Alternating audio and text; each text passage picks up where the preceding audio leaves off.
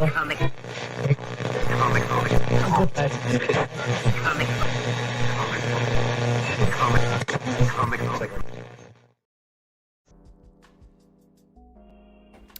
right.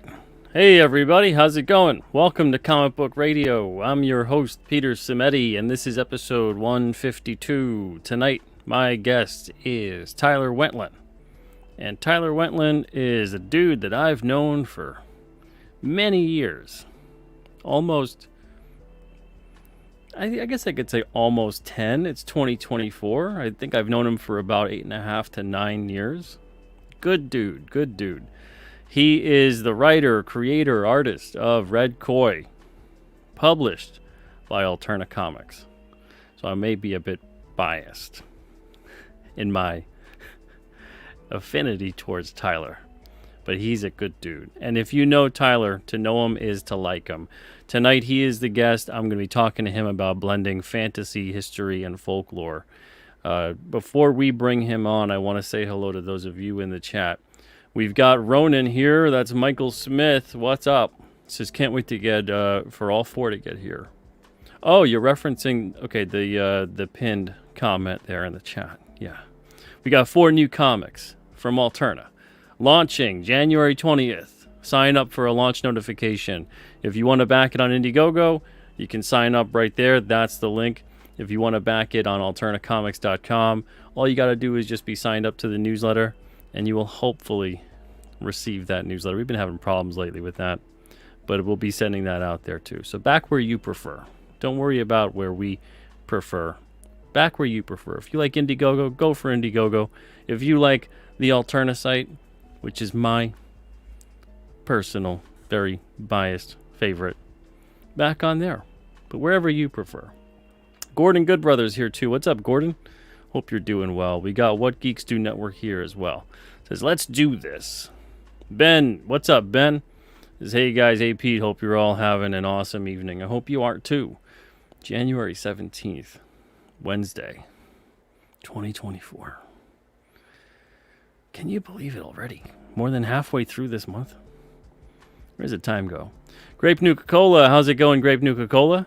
Seer of All That Is Obvious is here too. What's up? How's it going? We got Randy Scribner in the house. What's up, Randy? Hope you're doing well. Alan Strider is here too. How's it going, Alan? Thank you for being with us tonight. Jefferson Roswell. Jefferson, appreciate you being here. Jefferson's got a bunch of original pages of Red Koi from the Alterna Art Auction, which will also be on the 21st. Big weekend for Alterna. Thank you guys for being here and being here for it. Razmain, what's up, Razmain? Hope you're doing well. Thank you for being here tonight. All right, so without further ado, let's bring him on.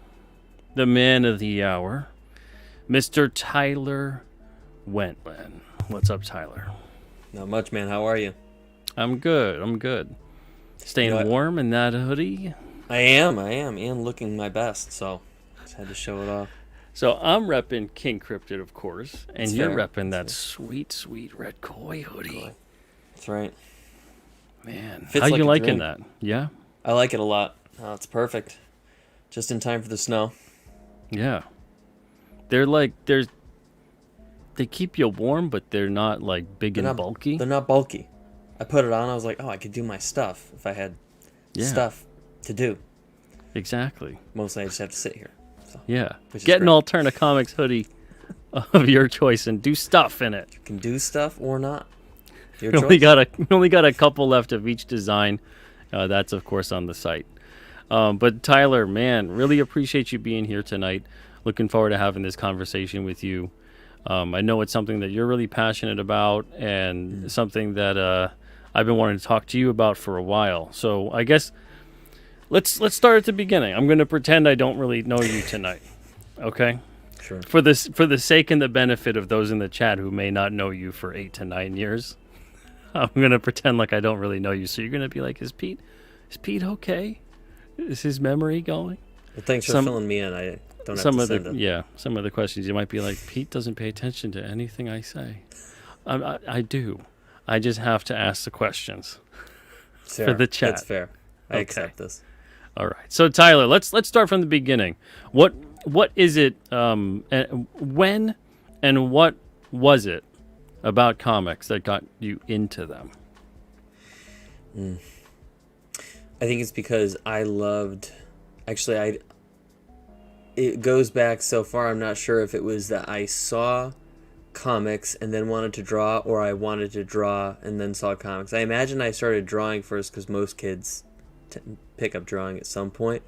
But it was seeing comics, especially. I think it was probably the earliest ones were like these little mini comics that came in like uh, the Pop Tarts or something like that, and they were little. I think they Oh, were like, like, yeah, the ones in like Drake's Cakes and yeah. yeah. I think it was like Captain America and Spider-Man in the classic costumes and stuff, and just you're a kid in those bright colors and like the muscles and stuff. Those were great. That's what I always want, and I always wanted to be like a big strong guy. So I was like, well, I'm a little skinny kid, so the best I could do is learn to draw it.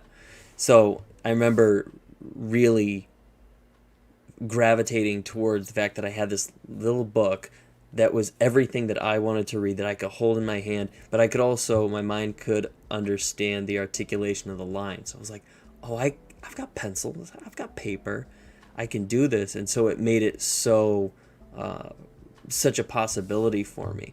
And I remember specifically just when I first figured out how to draw a fist, where it's like you have this shape, the thumb and then the 4 lines or 8 lines, on the other side. And when I realized that made a shape and I didn't have to do this big, like, wobbly flipper looking thing, that was a breakthrough moment. And I was like, I can do Captain America doing his thing now. Like, this is amazing. So, once you can draw a fist, you've got like half the superhero comics down. Mostly what I've done since then is just rely on drawing fists. So yeah.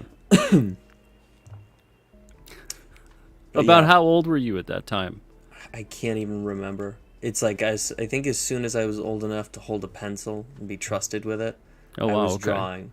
And then my earliest memories are having comic books around. And then once my parents saw that it was something I was into, they just made a point to, if I was, if I wanted, if there was a birthday or something like that, they'd get me some. And for the first few years of my life in our little town, there was a comic shop on the corner. This is classic. There's a big rundown building. There's a restaurant up here, but but there's a little comic shop in the perfect place where you're just taking a walk on the street. Big glass, windows with all the great stuff in there. And my grandfather would just take me in there, and I didn't even read comics at the time. I was just looking at the pictures, and so I was just going for as many Wolverine comics as I could. And they were so cheap, and my grandfather was so generous. I remember, like, I'm going through and I have a stack that I'm only taking because of the covers. And he goes, and I'm like, all right, Pop, I think this is great. And he goes, you want any more? And I felt guilty. I was like, no, this is great, Pop. I'm probably giving myself too much credit, and I was probably like, yeah, sure, I'll take them. But like, I still have those comics. None of them have covers anymore because they're worn to pieces. But that was the thing, and then they were always kind of present. So I'm guessing because of the story you tell with Red Koi, I'm guessing you really like that aspect of Wolverine, that he was into Japan and all the Japanese stuff. That part actually never got my attention until later on. Wow. Oh, okay. It was more of, being a little kid, I just thought he looked cool, and I thought it was I loved Mark Silvestri's art with Wolverine, and I loved his time as Weapon X. I thought that was just the coolest thing, the whole, like, feral beast aspect of Wolverine.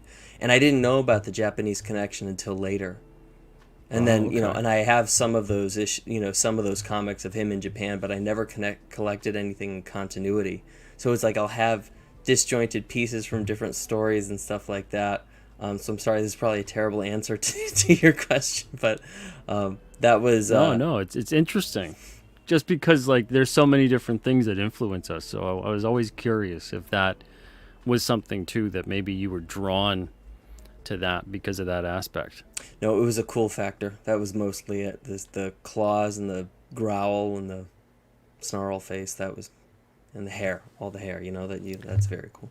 It's funny that you mentioned that you have these bits and pieces of a collection as opposed to like a big consecutive run with all the issues and stuff, because you could Yeah. still get into all the characters and the stories Hmm. back then, because they just were told in that kind of way where you didn't need to have every single issue in a run or whatever. You could kind of skip around One of my and get a favorite. Oh, fun sorry. story. One of my favorite issues of Wolverine that I have, and I have no. It's probably one that I just grabbed because of the cover, because I can't imagine my parents ever like checked my Wolverine comics. Like, oh, it's comics, it's kid stuff. It's probably fun. It's an issue. It's a single issue of Wolverine, and he makes his way to a zoo at night, and there's this zookeeper who's this sadistic guy who's like torturing the animals and stuff, and it's this whole thing is Wolverine is not cool with that, and this guy gets what he deserves, and in the end he sets the Wolverine free in the zoo. Sorry, spoiler alert. And he just chases this guy into the night, but it's a single issue that is just it hit me at such a personal level 'cause I've always loved animals, and I love that character, and I love that he likes what I like, and he's able to do something about it. But it also showed it's like this guy. He wasn't a cosmic villain. He's someone that you probably pass in the street every day, you know. But it's all to your point in that one issue, and it's just like perfection. Yeah, I love that aspect of it. That Hmm. kind of and animated shows really do that well. But for Yeah. some reason, as they were doing it so well, comics stopped doing it. Yeah. Like the '90s seemed to be the heyday of that, Hmm. and then the comics that would work so well on the shows. Um, the comics didn't really. It was just event after event after event, and if you didn't read one of the issues, you were so lost. And Do you think you they know, stopped counting on people walking into the shop? that's a good question.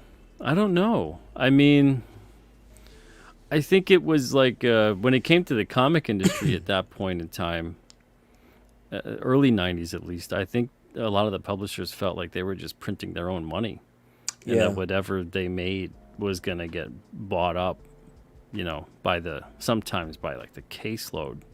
Yeah, I remember that. My mom Yeah. actually priced my comics for when I grew out of them. She's like, "Well, these will probably be money." So she was like doing the whole comic buyer's guide So thing, and I yeah, was like, I'm reading these, like I can't put them away, and yeah. I I never mean, sold them." to your point, I mean, it might have had to do with that they didn't have to. I mean, they were getting away from the newsstand more at that time, Hmm. so it wasn't really so much about capturing the attention of the reader, or even especially the casual reader who might have just like seen a comic and go, oh, that cover looks cool, let me just plop down a buck or two or whatever and pick up Yeah. that comic. They could really more just focus on just getting a lot of whatever out there, have one or two issues worth of story, really. Hmm. And I think that was kind of the start of the decompressed age Mm. of storytelling.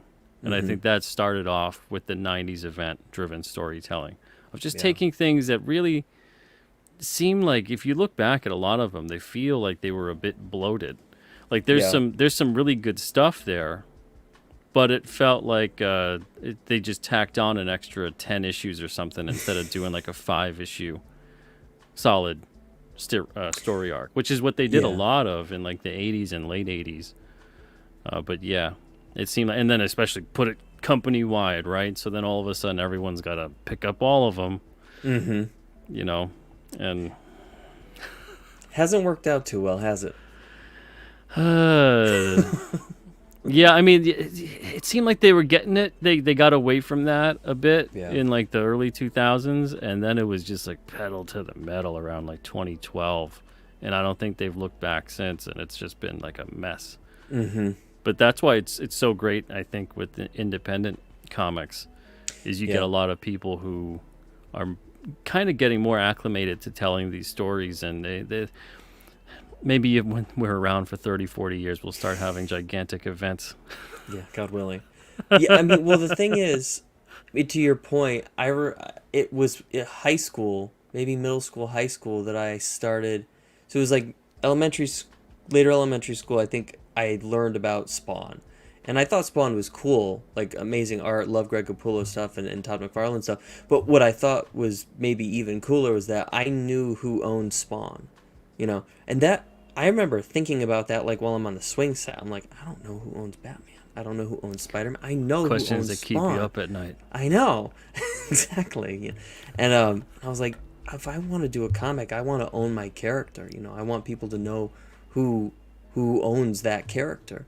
Um, and so, but that kind of opened the door to independent comics, and that really made up most of high school and college. Was especially with the graphic novel craze kind of happened at this time. So you had collected stories, but that was like such a big time for me, was figuring out who are the people who are telling stories that are off the beaten path of, I love superheroes as much as anybody, but I was so excited to learn about, things like I'm looking at Frank Miller's 300, like right in front, like that was a big thing for me, discovering that existed, and it was based Mm. on this historical event that happened, but in a fantastical way.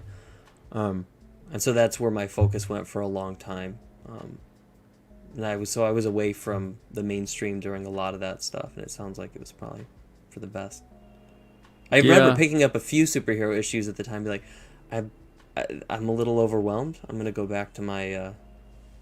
independent For stuff. for me, I got out of comics big time when everything went to the like garish digital coloring and the glossy paper, Mm, and just everything seemed. Even as a kid, I could tell everything just seemed like a weird move of desperation. yeah. Everything was like, "Aren't we so edgy?" And it's like, If not everyone's edgy, really." then no one's edgy. And I remember as a kid, I loved the fact that you had so many of these characters and they were all so different. And then when you'd Yeah. see certain ones interact, it was going to be fun. But when Oh yeah. everyone started getting edgy or becoming sort of like the same character, and we're seeing it again in mainstream comics, Yeah. that inclination to start pumping out a lot of what's popular to the point that it's not popular, and then to the point of where no one Yeah. wants to see this ever again. Otherwise, they're going to lose their friggin' mind.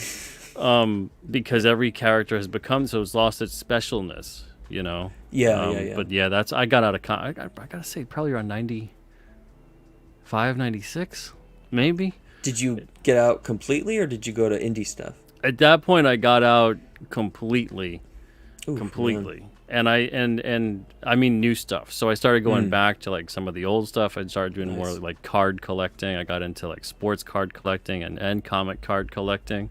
But the comics, I got out of all the current comics. I just didn't care for any of them. Yeah. And then around probably like 99, 2000, I started getting into more of the indie stuff. Mm-hmm. So yeah, but the Marvel DC stuff around 95, 96, man. Yeah, that was just a dark period. Just an existential crisis. Yeah. For me as a young comic reader, What am I gonna I was do? like, oh man, I'm not liking it. Even then, I didn't like it when it went to glossy paper and whatever. It wasn't. I remember there was a pharmacy that I could pass on my way home from school, and I popped in one day, and they had randomly, it was a copy of Spawn, like 92 or something like that. And it was different because I was used to the Spawn on the glossy paper, and it was on newsprint for this little pharmacy. And I never saw comics here anymore aside from Archie's and stuff like that, which I'm happy to see them when they're there, but I wasn't reading that stuff. But so I bought it, and it ended up like for a few months, Spawn showed up, and I got to read a bit of a continuity story, but I had never been a regular Wednesday subscriber. I didn't know how it worked because the shop that it was in my town when I was little closed. And so it just Mm. kept showing up week after week. I'm like, hey, is there any new comics? No. Okay. Show up next week. Is there anything? Oh, hey, it's here. Cool. So it was a Yeah, tease. it's funny you say that because I wasn't even aware of like pre-ordering and previews catalogs and this and that until I started making comics. Yes. Yeah, Yes. because retailers never said a word to me about it. Even when I went to a local shop almost every week, they never would say a word about like a pull list or about subscribing to anything. Or I love the ads in the back of the Marvel comics where like you could check off whatever you wanted, but that was like, I don't have money for this. I love the idea of it. But I it was got just a like, subscription when I was a kid. I got one for Uncanny X-Men, I think for like a year, and Good then one choice. for Amazing Spider-Man. yeah. And surprisingly, they got to the house in pretty good shape. They were just in like a clear bag, like a sealed bag thing, with the address on it and whatever. That's And the awesome. worst ever that would happen was sometimes maybe like the mailman would put the comic and roll it, and if it was there for too long, it would kind of get a little bit of a crease down the middle or something like that. But all things You considered, could I forgive still that have. if it shows up consistently. Yeah, I still have a bunch of them, and they're still in really good shape. I don't think I could send comics like that. I mean, I'll Yeah. put comics in like a stay flat mailer and a bag and board with You put them in like a cardboard. bulletproof vest. Yeah, that you pack sometimes stuff. they'll be in a box within a box, and something will still get damaged. I'm like, how? How did this happen? Yeah, meanwhile, my subscriptions for comics, I was getting them, and they were just in like a little plastic bag and Yep. getting there fine. That's right. So packed by some guy smoking a cigarette. Yeah, this kid's gonna enjoy this. Send it, and it happens. I like even to got imagine. one that was awesome. It was an X-Men like holofoil cover thing. I think it was X-Men 300, and it had a cardstock cover, and it got to the house completely fine. They had like a little like cardboard in it when they had shipped it out. But I remember thinking like, oh my god, like when that came in, because when you pay for the subscription, you just pay whatever. I think it was like $7 for the year or something stupid cheap, and it was right from the publisher. I mean, man, they got to get back to that. But you don't know what you're gonna get. So I had no idea I was gonna get this crazy, hologram, holofoil type cover when I was a kid. It made my year. And that's one of those funny things they happen, and it's like all of a sudden it's like, what do they call it? The memory that won't disappear. It's like the memory that's locked in forever. Those are the moments. Yeah, absolutely, man. All right, so focusing a bit on your development as a creator, especially as an artist, you're really good, man, especially at animals and architecture. What about those two things in particular that you were like, was it a conscious effort to be like, I'm gonna be ridiculous at drawing architecture, like In a giant way- castles and huge buildings and all this? Was that like a conscious decision, or was that something you always were gravitating towards? In a way, animals were, because when I decided to get serious about comics, I like put myself through self-imposed art school for a year. I like stopped drawing the magnum opus that I had spent 60 pages working on and just looked crazy from start to finish. Put that away, and I just focused on short stories to be like, okay, I'm going to focus on learning perspective here. I'm going to focus on learning how to draw cities here. I'm going to focus on learning how to draw old men playing chess here, and here this one's a young kid playing with his dog, just to get that variation. But I could do it in a story form, so I could practice storytelling and practice these other particular things, gangsters in a city, in a car chase, things like that.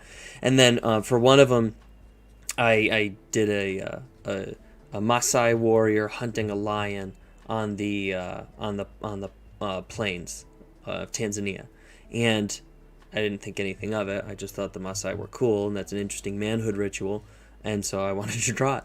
And so I did that, and then I submitted a piece of art to a contest for Valiant Comics, and I ended up winning. And when they found out that I wasn't too far from New York, and I said I could get there, I was like, could I have a portfolio a portfolio review because they said if you ever are in, pop in and we'd love to meet you. And I was like, I have a portfolio review. They said yes. So I went, and the guy gave me a good portfolio review. It was funny because he looked at my stuff and he goes, okay, I got to be honest with you. I was not looking forward to this because I thought some nice guy's going to come in here with his, drawings and I'm going to have to lie to him. He's like, but this is actually good. So I'm happy to be doing this. I was like, great. Love your honesty. And that was the lie. And that was the lie. Exactly. And so he gets to that piece, the story of the Maasai warrior hunting the lion. He goes, okay, so this guy's face is not very good. This lion is awesome. He's like, so I want you to work more on the anatomy, but I really want you to lean into animals because people hate drawing animals, and this could be a way for you to stand out. It's like, okay, sounds good. I like drawing animals. That's how I actually started one of my, in addition to drawing comic characters, my parents had a lot of animal books for us, so I would draw a lot of animals. And then with the buildings, it was just, the comics that I love tend to be very embodied. So like I love Hellboy. And when Mike Mignola draws Hellboy, and Hellboy is not just Hellboy, it's the environment. It's any environment he's in. That is the character as well. And I loved, going back to Spawn, Greg Capullo's cities. I loved the way that he would draw Rat City and, all of his environments. He was way more detailed than I could ever hope to be, but, everything everything had a place and a purpose. So it was like an important, and you can always tell, I think, when a creator or an artist is maybe burnt out or maybe trying to take an easy way out when they sort of just fudge their backgrounds because they think no one's going to notice. But you notice. It's like you notice bad lettering, but you don't notice good lettering, which is so unfair to good letterers. You know what I mean? But it's like you notice bad backgrounds, and that makes the characters seem like they're, putting on a play for you rather than actually an embodied story. So I thought that was something that I could do, first because I wanted that in my own work and my own characters. But also because when I'm thinking of a character, I can't just stop at the character. I'm asking, well, what culture are they in? What are their influences? What religion do they practice? What warrior code do they follow, if any? Are they a warrior? Are they a priest or a peasant or a cobbler? You know what I mean? All these different questions come in, and I can't do my story until I have at least a number of those questions answered. I don't sometimes have the names for these things yet, but I know what they look like, and I want to get them out there. So. Well, it's a good point, too, because the environment informs the reader of what the characters are going to be like. Or at the very least, the storyteller, that should be a big part of it. Yeah.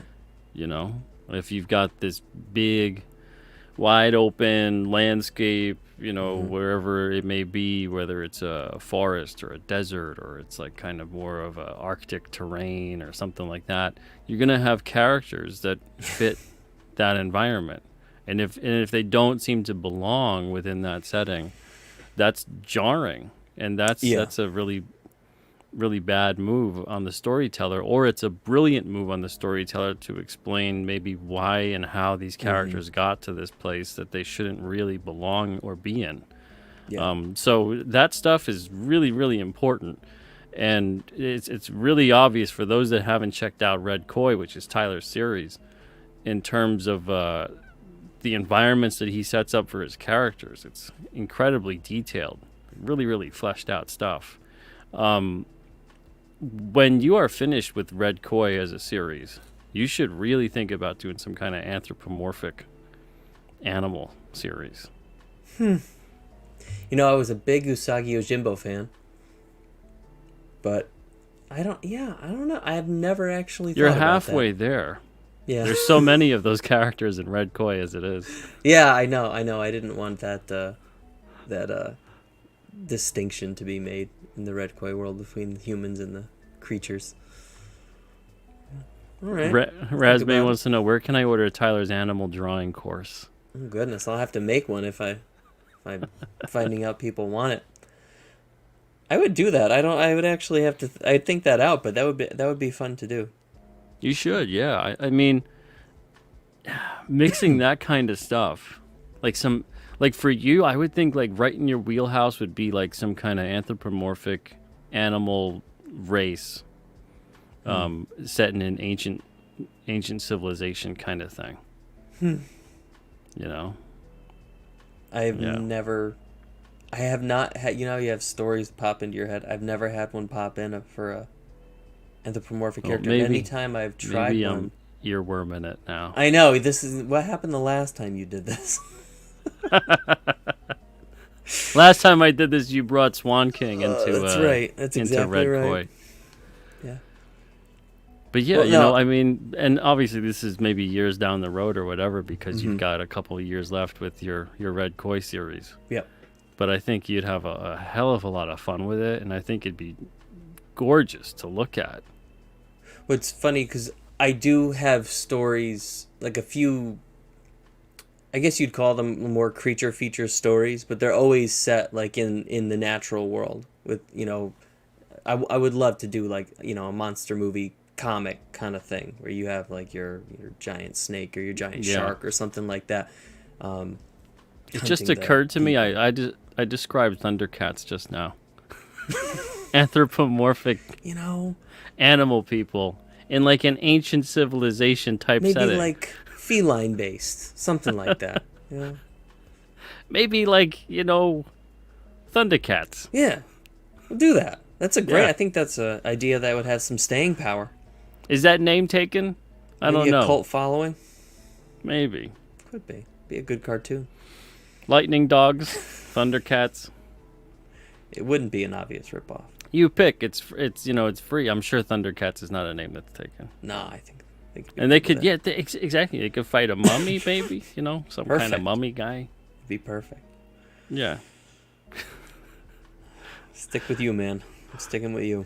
But yeah, I every single time I look at your stuff, I'm always drawn to that aspect of it. Even the first thing that you showed me, which was a submission for the If anthology Yeah. in 2016, and you had Hercules versus the Lion there. Notice that was after I had my And- portfolio review. Yeah. I did that story with a lion. And that was a hell of a thing. Speaking of that fits perfectly with the topic tonight too, of blending fantasy, history, and folklore. So what about those three elements have worked their way into your storytelling? Fantasy, history, folklore. The fantasy came last, but I think for me there was never really there was never a dividing line between what I loved about comics and what I would learn about history. So you learn about the world wars or typically with boys you're more fascinated by the wars and the battles and the warrior cultures and things like that because that's what we want. And so that immediately became like comic books to me.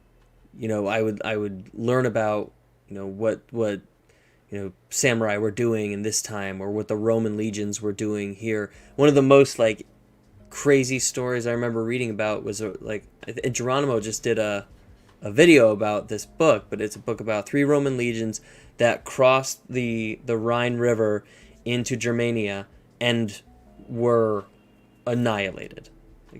3 legions, which are thousands and thousands and thousands of men, were just all gone. Like a few survivors made their way back, but they just disappeared into this dark forest. And then years later, to recover like their standard and the bones of their fellow legionnaires, they went and they saw bones scattered throughout the forest, but they saw like what was left of like skulls nailed to trees, and like because the Germans were these dark pagans that sacrificed human beings to their gods, and their gods wanted blood. And so it's like that is comic books all over, but it's also real. Like it's also something that's a historical fact.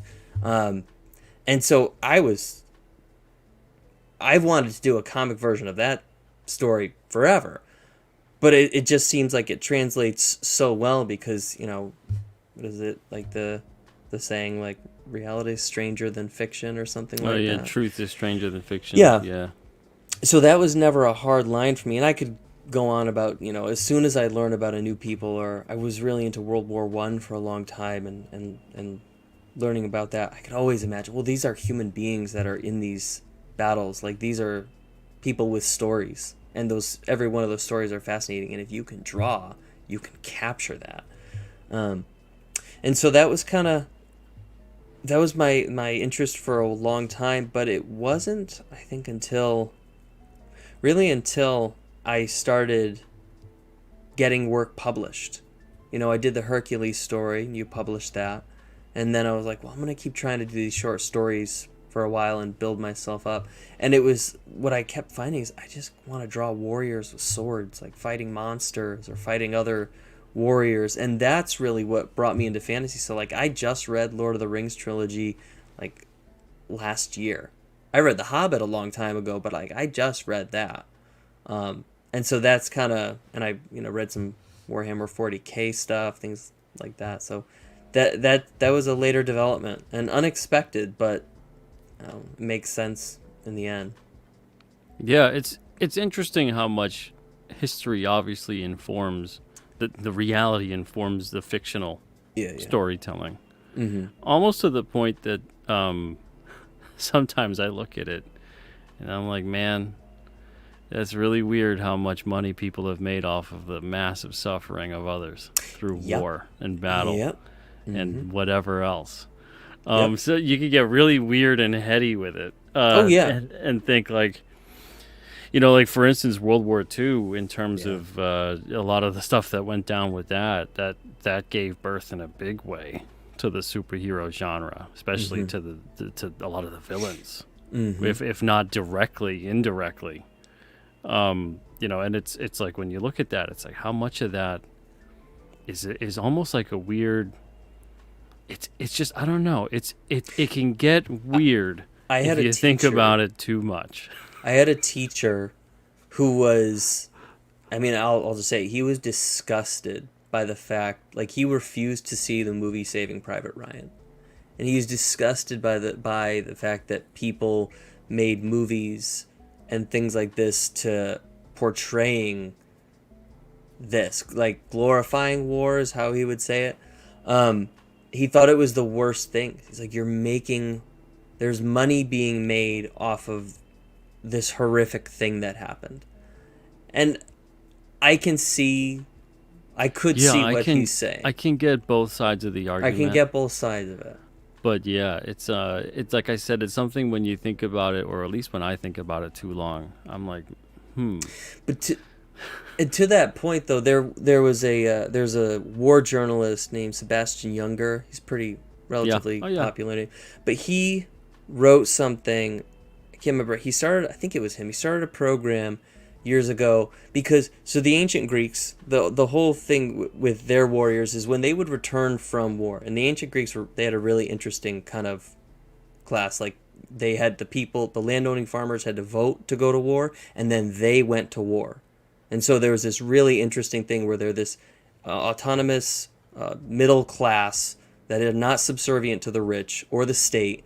They're deciding to go to war for their own land, and so it's an interesting thing. But the point being is, when they would come back, they would go to the polis, and they'd go to, you know, the center of the city, and they would tell their experience. You know, this is what happened. And in that way, they were able to kind of work through some of what happened. And so being able to tell the story, as maybe you could say Saving Private Ryan is, or some of these others, you know, that matters too. You know, it's not you know, if it's a veteran who's telling it, obviously it has way more power. But if it's someone who's trying to do it respectfully or thoughtfully, you know, I think that's important too. So yeah, but like you say, I could see I could the see both hesitation. sides. It can get weird. It can definitely get weird. Yeah.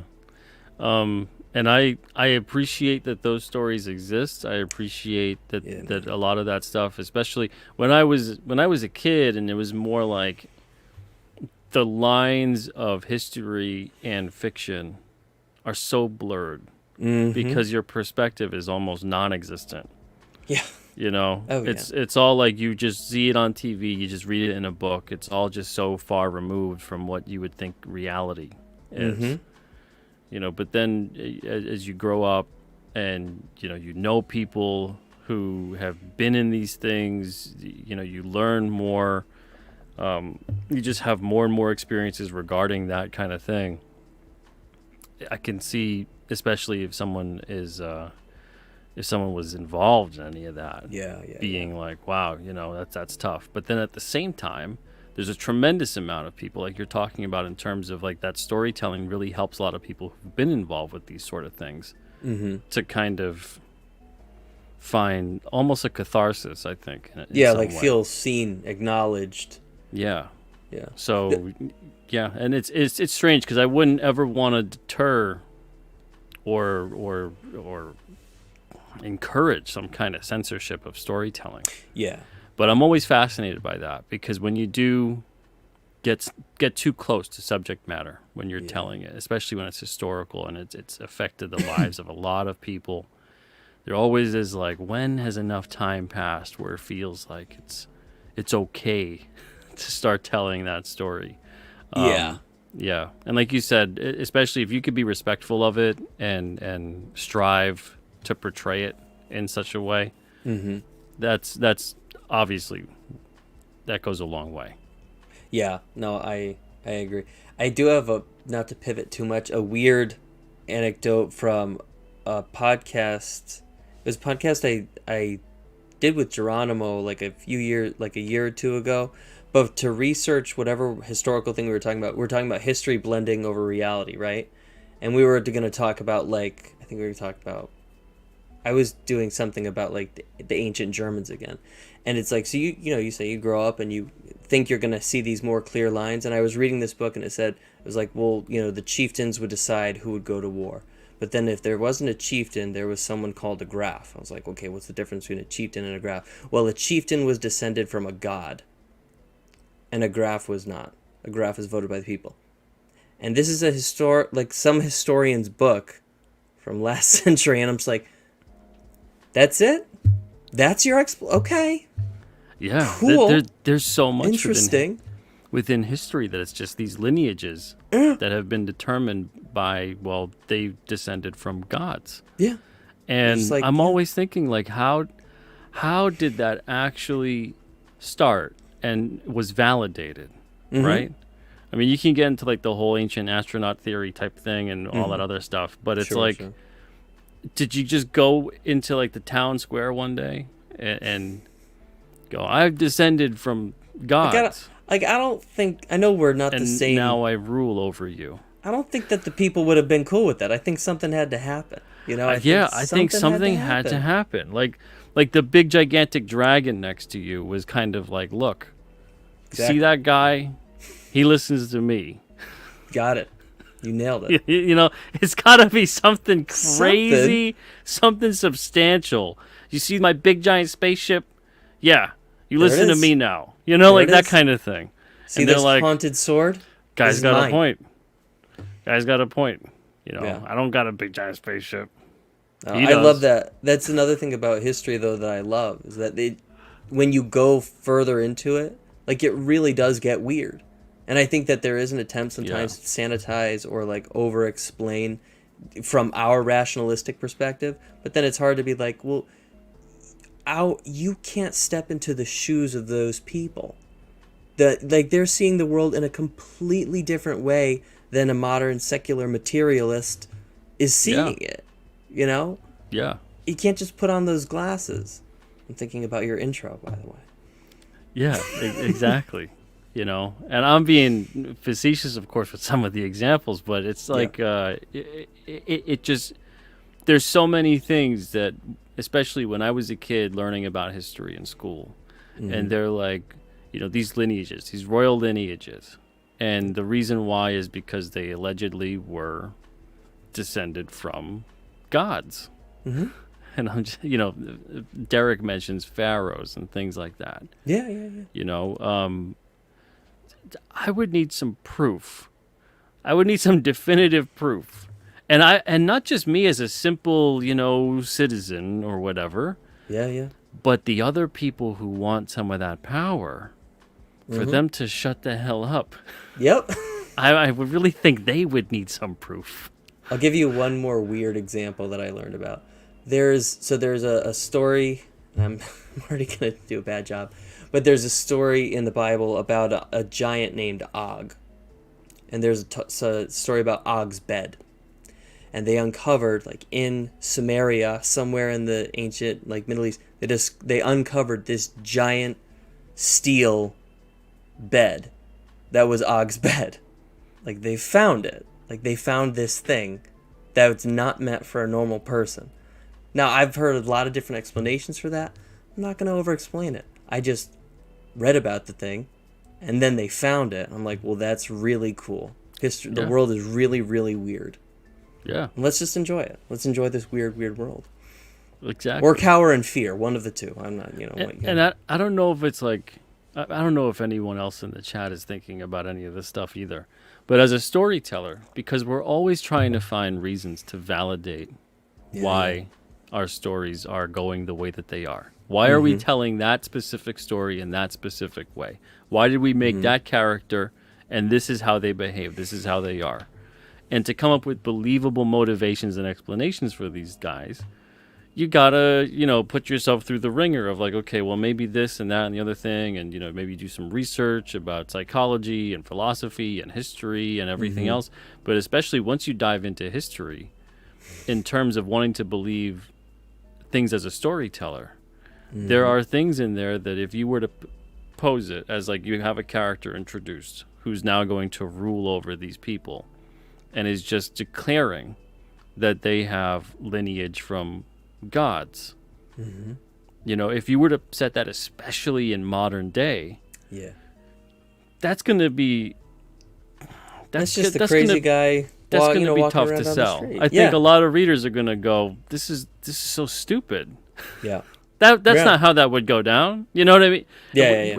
They would need to see something happen. They would need to see, or at the very least, see something that looks convincing enough to believe that this individual is of a supernatural origin. So it's always fascinating to me. And like you said, it depends upon, we're looking back at ancient civilizations, and obviously like there's more superstition with various things. But then at the same time, I always go, but was there? Yeah. Because they were very advanced in their own ways as well. Sure. And in some ways, they've done things that we still can't replicate. Even if we could sort of figure it out, we can't really seem to replicate it given the exact way that we think that they did it. Yeah. Maybe we could do it with what we have and what we, modern technology and advancements and things like that. But to replicate it within the time period in which they did it is still like... Plus, I think if any of us look at our own behavior for just a day, we're all a lot more superstitious than maybe we want to, admit that we are. Yeah, And so Metatron says lots of rulers put themselves within family trees of gods and such.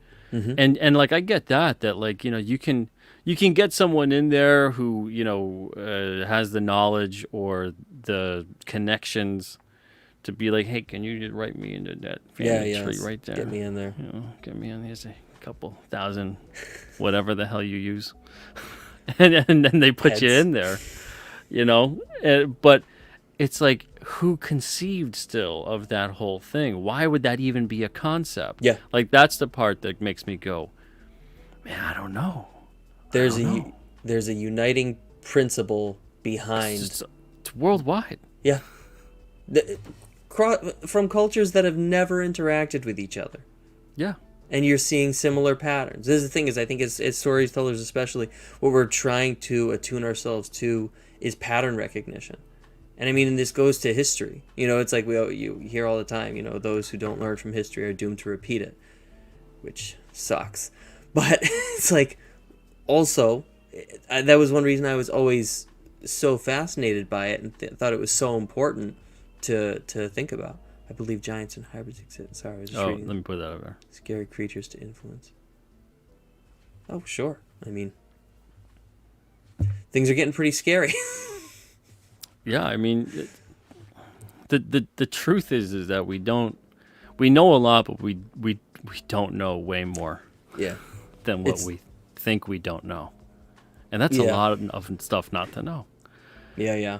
But I mean, that's where you come in there with there's so much room for imagination, and to try to have our fun in our sandbox and piece together these It's the little it's the thing you can do. nonsensical explanations until otherwise proven. I mean, has there ever been anything you've written or thought of in terms of storytelling, in terms of like a imagine if it was this or that or the other thing, and then eventually you either researched it or you came upon the fact that, oh wow, that actually was at least pushed as an explanation or believed to have been an explanation?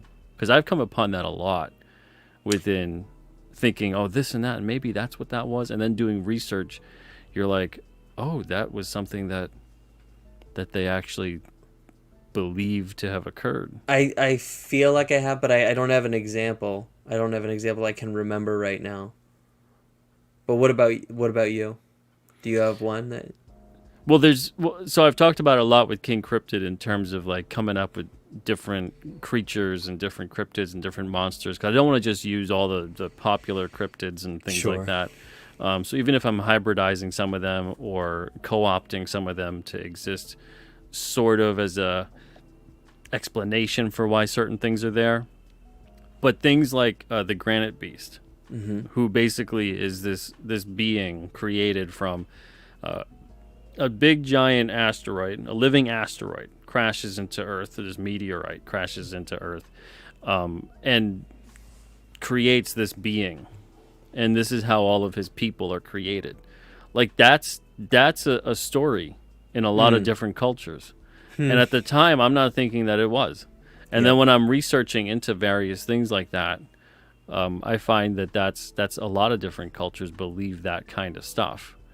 And and that's just one of many different types of things. When you go into like folklore, monsters, creatures, Yeah. etc., oh man, it's all over the place. Almost anything you could come up with and think, oh yeah, wow, what if it was that, or they thought it was that, and if you research it, you're like, wow, they somewhere along the line, some culture, some people, some race thought that that's what that was. Whether or not it is what it is, it doesn't matter Yeah, to me. yeah, It's yeah. just more about the fact that whatever we think, sometimes this is so original, right? Yeah. Everyone puts such a huge emphasis on like this is the most original thing. It's like not really. Nothing. Yeah. Nothing. If we go back far enough, especially, nothing's original. Well, this We could this put our is- own spin on it. Well, this is what I think it all comes down to is like I think that especially to I think when you can we can universally agree that a story is good, or at least that it's that it works. We're all recognizing some fundamental pattern of that story. It's Yeah. when something is intentionally like twisting against it or trying to like deform it in some way. That's when we see a story we're kind of like, none of us like it. That's why none of us like anything that's coming out right now. We're just kind of like, ugh. Yeah, Like, it's trying to be a little too clever. yeah, like, and it's You know? not like it's just very ham-fisted, and it's like, I don't know. I make enough. I stumble enough. As it is. I don't need to do that again with trying to be clever in my comic, but I can try to, look at the pattern the way and allow the pattern to. I'm not trying to be too esoteric, but it's like allow the pattern to make it to spill forth. Allow the pattern to manifest and try not to get in its way. Try to cooperate with it. Make it interesting. You're definitely bringing it through your own filter, but it's like that's why you're telling the story. You're the individual through whom this story is going to come, and it's going to be cool because it's coming from you. But it's when you try to, I think it's when you try to make it all you. That's Yeah. when that's when you get into trouble. I don't know if that makes. I think it does. I Sense. mean, when there's When there's stories, and I think that's where a lot of people say nowadays, and I say it as well, that things just don't feel like they have as much heart as they used to. Yeah, yeah. Now they, Everything's very now things, cynical. yeah, now they feel very cynical. They feel like there's a lot of thought put into it, too much thought, too much, Hmm. out clever, subvert, etc. Yeah, yeah. They're thinking of this, so we'll do that, and there's a lot of that, but there isn't a lot of that. Let's tell something that's just it's from the heart, and it'll hit people in a way that makes an impact on them, Hmm. whether it's emotionally, whether it's conjuring up some kind of it resonates in terms of the human experience or whatever the hell that may be.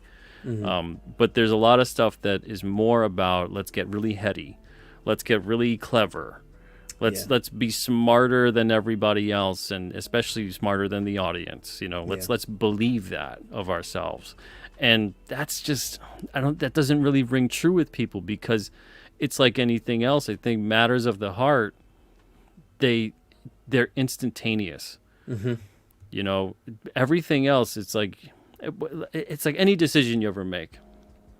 You'll know within seconds.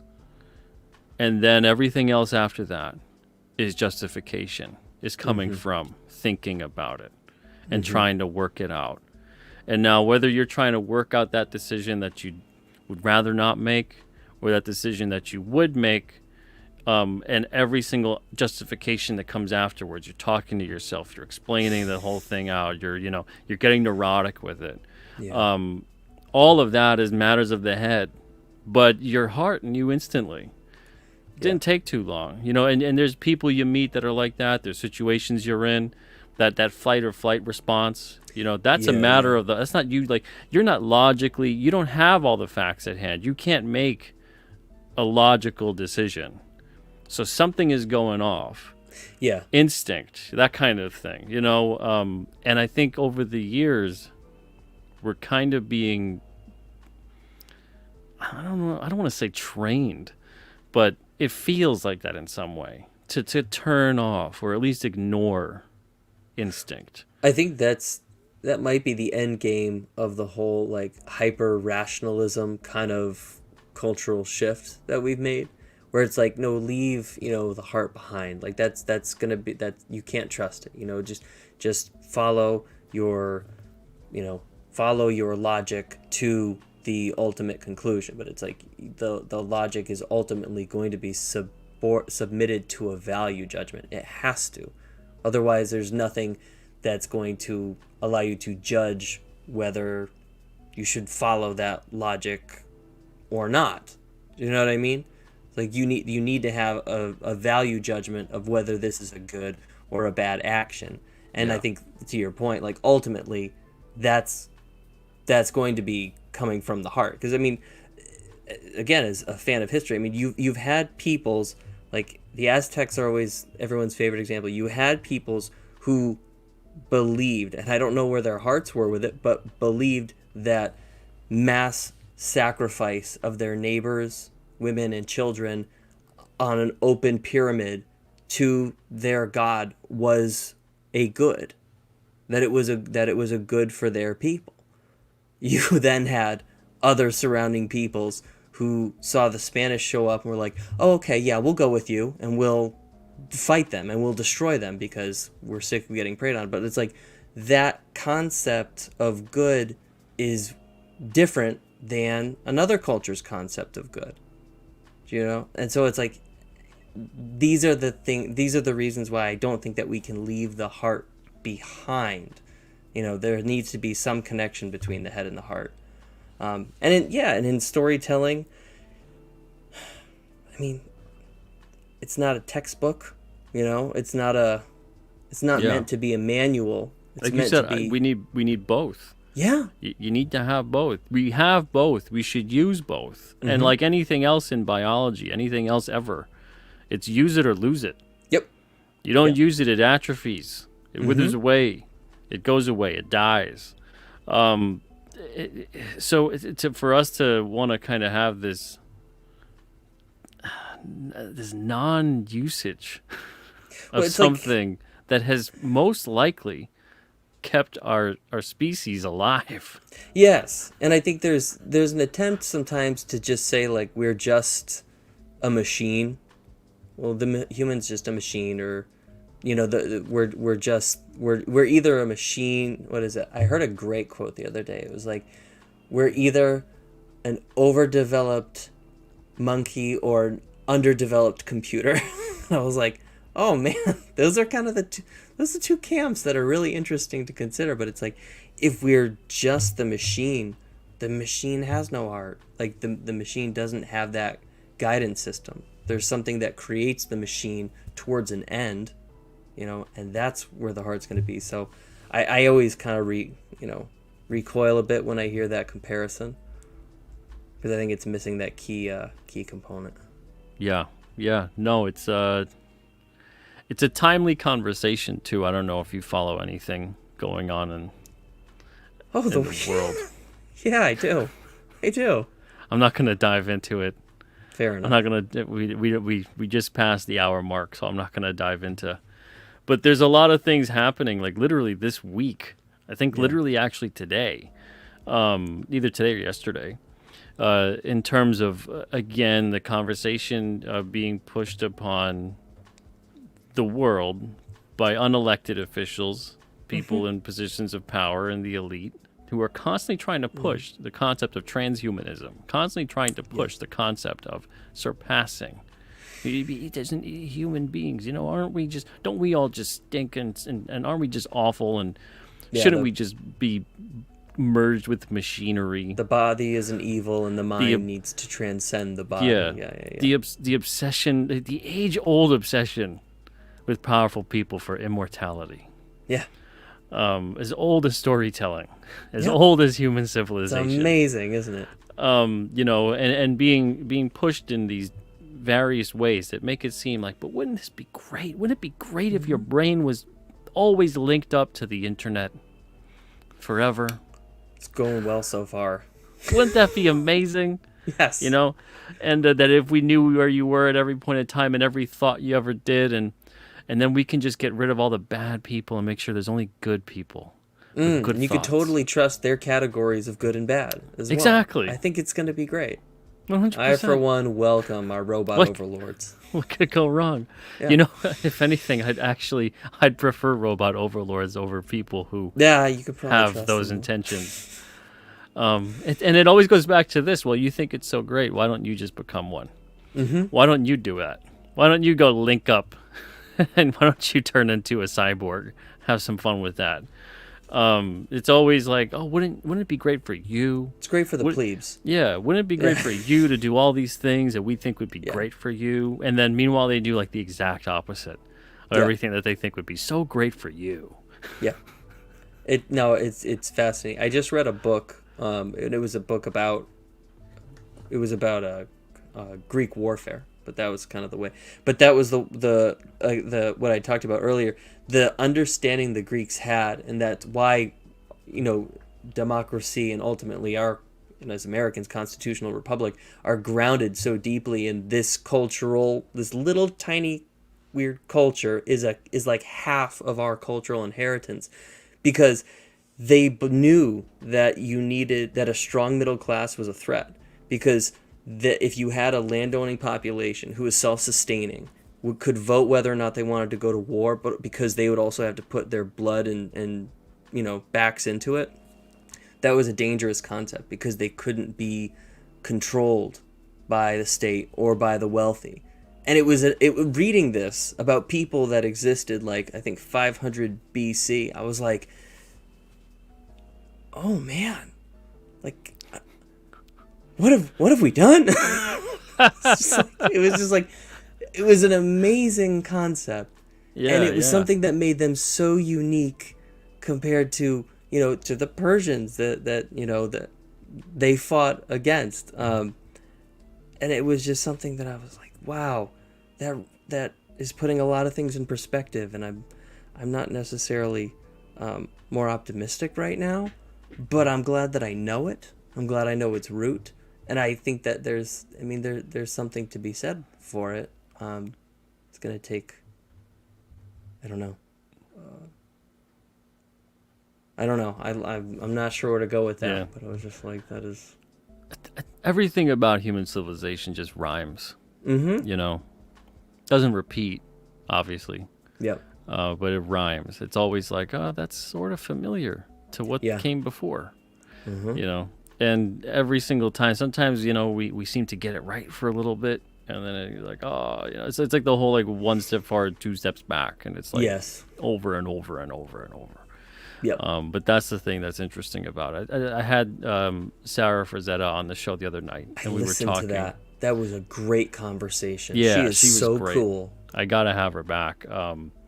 But we were think I talking have about those books. some of this as well with that. Yeah, in Yeah, terms of all of that stuff, and it's just it's interesting on that level where you have all these things that happen throughout history, and it seems like at various points they're like, let's kind of document this, but whether it's 100% fact being documented or it's a little bit of a license, a little bit of storytelling in there, the goal is to say, look, this is an important thing that needs to be handed down so future generations can hopefully learn from our mistakes. And you always get somebody that comes along that's like, but how do we know that was wrong? Yeah. Maybe they just did it wrong. No, and we should try it and we'll do it better. That But it wasn't always real. goes wrong. Yeah. Yeah. No, I completely agree. Yeah, so it's an interesting thing that happens, and it is part of, I think, human nature to have that curiosity of like, and even that arrogance of like, but I'll be the one to do it right. Yep. So in the chat, Ronan says that people are inherently evil. I would actually say people are inherently good. They're just unbelievably ignorant and misguided. Because we need experience. We need perspective to gain wisdom. So we're not ignorant. And unfortunately for some people, they don't have that ability to have that foresight and go, I can imagine this scenario play out, do it like a storyteller, and have this insane thing play out. A simulation, create your own simulation. Some people can't do that. They can't envision that. They need to see it before them. And it just so happens that sometimes you get those people that have that inability to have vision end up being in positions of tremendous power. And then everybody else suffers for it. But I really think people not necessarily maybe are inherently good or evil, but I think we're all, even people who seem to be doing tremendous amounts of evil, there's still always like this kernel of they're trying to do something that they think is good. Yeah. My belief is that people are made good, that being is good, but that we have free will. We have the ability to make a choice. And so that's ultimately where where you're going to go with that. Maybe a disposition towards selfish behavior that needs to be disciplined. That could also be because we're vulnerable, we don't want to suffer. I get that. Yeah, in terms of and that's kind of you can almost define a hero in that sense of the level of sacrifice. Yeah. And villainy, the level of selfishness. Yeah, that's why when some of these heroes, like this is the only thing I'll say. I love Captain America. Like, I love Captain America. And when he and, like, say Superman, when these standards of good are turned on their heads, I'm like, you can't do that to them. Yeah, right. They're the one that stands. You know what I mean? Like, you can't. And so when I wasn't even reading those comics when this stuff started to happen. When I just saw those things like start to happen, and I don't know what's going on in any of it now. So just like if anybody's like, you don't know what you're talking about, that's probably true. But like when I saw them start to try that stuff, like Hail Hydra and things like that, I'm just like, you can't ruin everything, But That's why I don't read that And stuff. you could see the idea or the meeting or the whatever. Yeah. Wouldn't it be great to turn these guys into bad guys? Can Wouldn't you it be great to, imagine? I don't think they've ever done this before. And it's like, yeah, but you also have to know how to tell that story. Yeah. Yeah, yeah, yeah. You know, again, you have to know how to come up with that motivation. You have to know how to come up with the compelling reason, and you also have to know how to have Mm-hmm. an exit plan. Mm-hmm. And sometimes it feels like there's there's no exit strategy, but it's a lot like modern warfare. Yeah, yeah. Back in the day, it was like, okay, this is how we're going to achieve victory. Now it's Yeah. like, victory? Well, it's interesting. Victory is never-ending war. Yeah, I know. It's interesting you do say that though, 'cause especially with the point you made earlier about foresight. There's a book written by a man named Victor Davis Hanson. He wrote the book I read about Greek warfare, and that was a book that influenced Frank Miller to write 300. But Victor Davis Hanson also wrote a book called Save Your Generals, and he looked at these sort of particular generals of particular wars from antiquity all the way up to the modern era, and something that he said distinguished them. Oftentimes, they're not good at peacetime. They're usually awkward, social figures, but they tend to be the type of personalities that just become brilliant in terms of warfare. They're only given a chance when things are dire and no one else can do the job. Sherman was one of these people. And they have this thing, I don't know how the Greeks said it, but it goes back to Greek writings of forethought or foresight. They can kind of see things that other people cannot see. And they know where things are going to go. And so when they're put in that It's position, like a brilliant chess player kind exactly, of a thing. things just start to fall into place because they know how the game's meant to be played. Exactly, Patton was in that book. Yeah. I just saw the comment there. Yeah. Yeah. This is a very deep topic. I didn't think we were going to get this deep tonight. Oh, sorry. But yeah, no, it's great. Really digging it. It's just I'm having a unfortunate blast. that we have to wrap it up in like 5 minutes. That's fair. Yeah, we'll have to revisit it. I'll have to have you back on I would love to, man. so we could do another deep dive. But when it comes to, okay, let's get a little more specific with your storytelling. Yeah. When it comes to your storytelling, is there anything that's specific in terms of these things? In terms of, were you influenced by specific figures in history or anything like that along those lines? So there was a specific, and this is where it's been too many years since I did the research, but there was a specific woman, female samurai, who was written about because there weren't many. I mean, samurai was like a class of people, and so there were different rules for female versus male samurai. Women were trained with the spear, men were trained with the sword. Women more for domestic protection, and men that went out and fought. But there was this one, her name was Ona something. And I think Ona means woman in Japanese. But she would go actually ride with her husband into battle and was known as a quite ferocious warrior. And I didn't know that. I just thought that was really cool. So I liked the idea when I was doing Red Koi of a female samurai warrior. But then in the story itself, I've had different things influence the story. So it's like there's a part in issue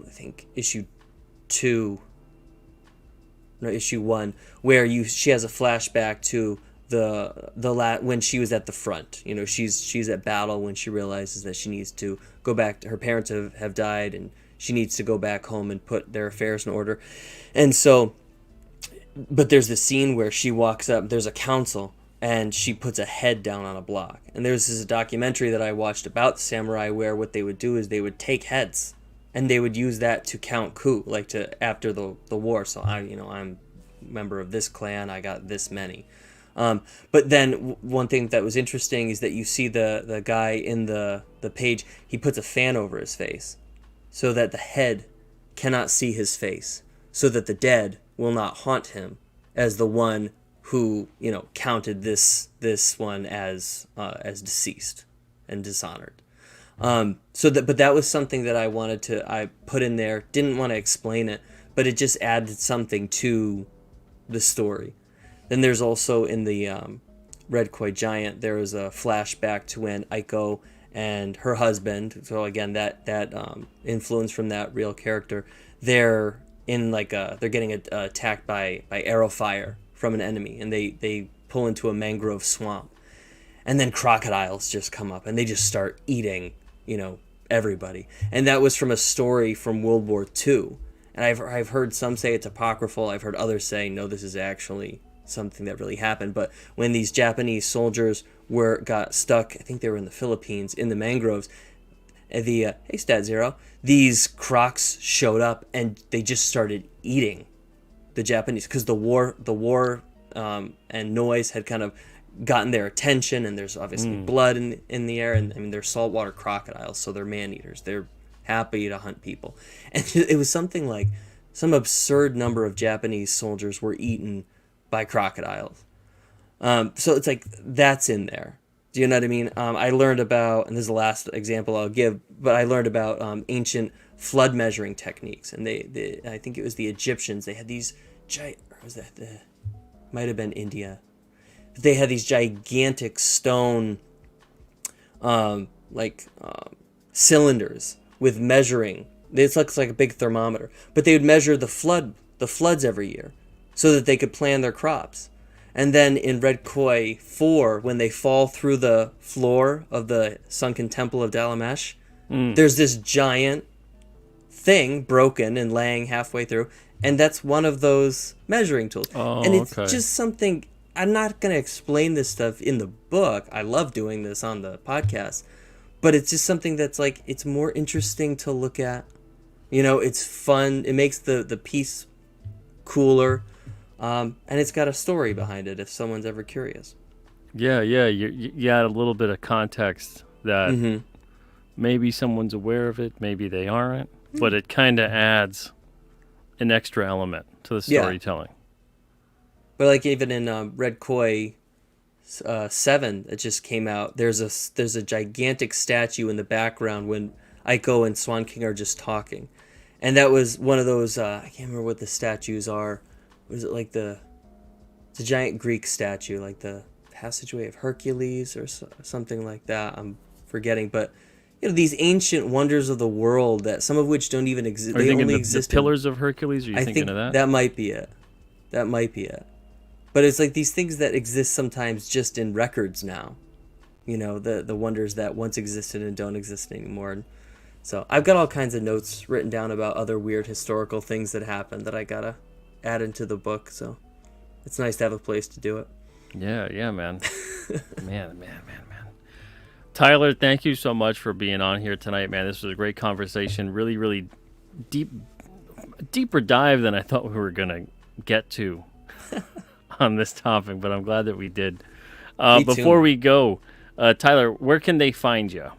Yeah, so you can find me at Tyler Wentland on Twitter, and that should be the same on Instagram, and tylerwentland.com is my website. You can get signed books, you can get commissions, all kinds of cool stuff there, and you can find my books also at alternacomics.com.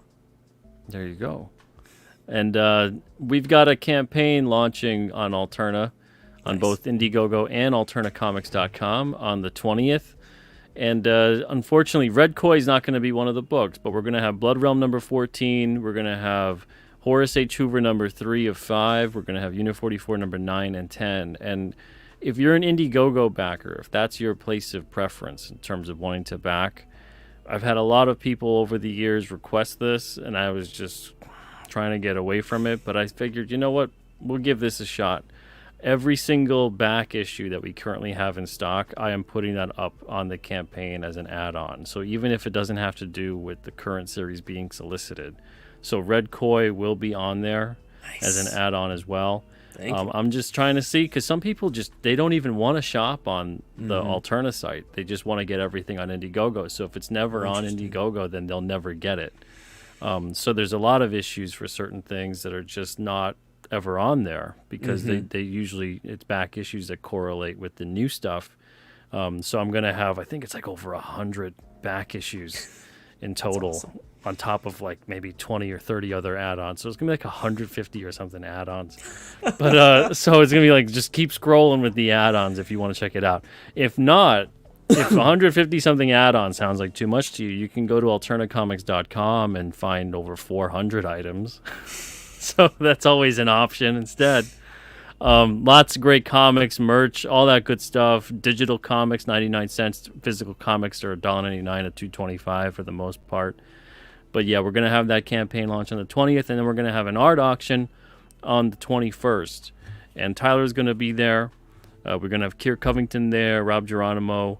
I'll be there as well, but we'll have a launch stream on the 20th and art auction on the 21st. So hope to see you guys there. Again, that's on the Alterna Comics channels this weekend. Big weekend for Alterna.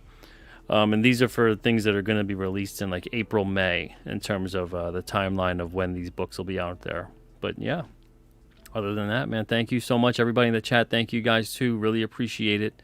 And I agree, Stato. Far easier on Alterna. Yeah, that's what I've heard from a lot of people. Just go to the Alterna Comics website, set it and forget it. There's lots of great options on there, and it's way easier to order on there. You can adjust quantity. You can get all kinds of different things, add to the cart, all done. Indiegogo is easy too, but it's not as easy, and it's not as comprehensive, that's for sure. But I'm trying to make it a little bit more comprehensive. Paul wants you to set up a PayPal alternative, so he can give you money for art. I need to do that. Yeah, go to Square. Okay.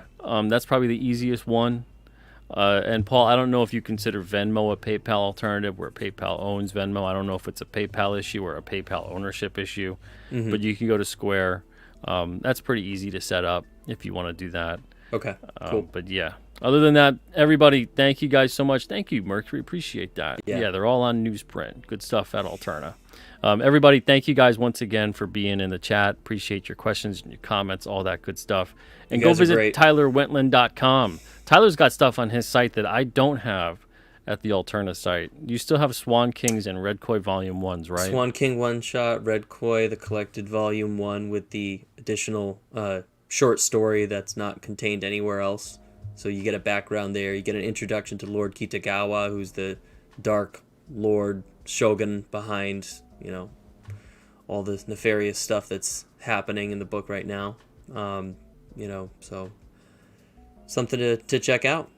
Yeah.